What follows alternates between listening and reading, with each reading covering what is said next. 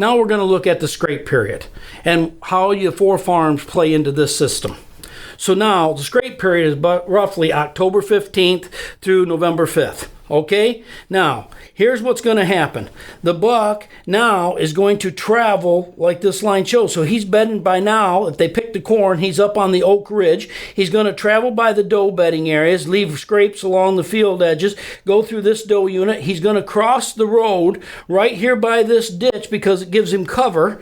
And he's going to come over to farm C and check the does out and put rubs and scrapes all along it and hit farm D and like that. Now, during this time, you could kill this buck on farm A, B, and C, but the time he gets to D, it would be too dark. Okay, so I would not hunt farm D at this time. Now, as long as you didn't leave too much scent on farm C, that buck would cross this old dirt road. After he marks everything, he'd use the ditch. Now, a lot of people say, well, how do you know you don't go this way? Well, guys, he's going to connect the doe units. The closer the doe units are, he's going to follow. So a lot of people don't understand how a buck is moving from his bedding area and how he's coming in.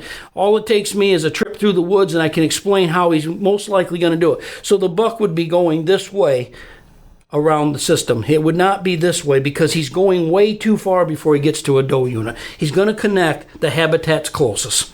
Okay, now let's look at what's going on during the scrape period. The buck is more interested in scraping than feeding. Guys, you got to understand, now the buck is going to start losing weight. Okay? He basically now is worrying about making scrapes and rubs. He's on a different pattern. Before, he was in a short pattern, eating, and barely having just an easy time. Now, he's trying to go to all his routes and leave calling cards to all the girls and the other bucks to let him know he's in the area. So now the buck is usually in his moderate bedding area. So the cornfield probably got picked by now, and now he's living up on the oak ridge. His pattern is using scrape lines, guys. At this time, you got to understand that's what the buck's mind pattern is. So if you're in a stand, you're going to want to be around scrapes. There's a lot of guys that are hunting this time of period, and they're not in by a scrape. You got to understand this is what the buck is doing every day, is making scrapes. So you need to make sure you understand how he's doing it. Now, at this time, you can have breeding rubs. These are rubs that are just tore up because he knows the rut's going to be kicking on in about 10 days or so, and so he's really tearing things up. And these are nice to find when they're the size of your legs and shredded. You got a big buck. Now, guys, in front of me, I don't know if you can see all the things, but we have sheds. I picked up 44 sheds this year on my little property. Now, guys, it's amazing that my little Whitetail Habitat Research Center, 52 acres with 23 acres of woods, picked up 44 sheds because I control bucks. That's another whole story in itself, but this is all stuff people need to know to have successful hunting. The beginning point is when he's more interested in scraping than food. It's simple as that, guys. One day he's out like does eating, and the next day he's scraping and moving and making rubs. Now, a 3.5-year-old buck spends 70% of his life on his belly.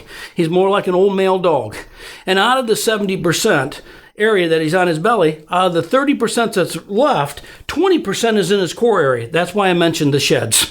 I'm in their 90% zone. Most people are hunting a buck in his 10% zone. It makes it hard. Social structure. You need to understand the does, how the habitat, the pecking order. All this makes a difference on how you hunt this buck. One of the best times to scrape line hunt or rub line hunt is 10 days prior to the rut. Okay, this is the time to move. And in my opinion, the scrape period is the best time to kill a big buck. From about the October 25th to before the rut kicks in the first part of November, to me is the best time to hunt because the buck is doing something that I can pattern. During the rut, he has no pattern, which I will explain. You want to be hunting near staging areas during the scrape period because this is a place he's going to put a lot of scrapes and rubs because all the girls go there before they venture out. That's where they come in the morning before they go back to the bedding area. He likes to leave calling cards to the girls and tell all the bucks, hey, I'm the guy in the area. So now, during the scrape period, you know that you want to be hunting by scrapes. You're going to want to be hunting around the staging area. These are the best locations for hunting a big trophy buck at this time.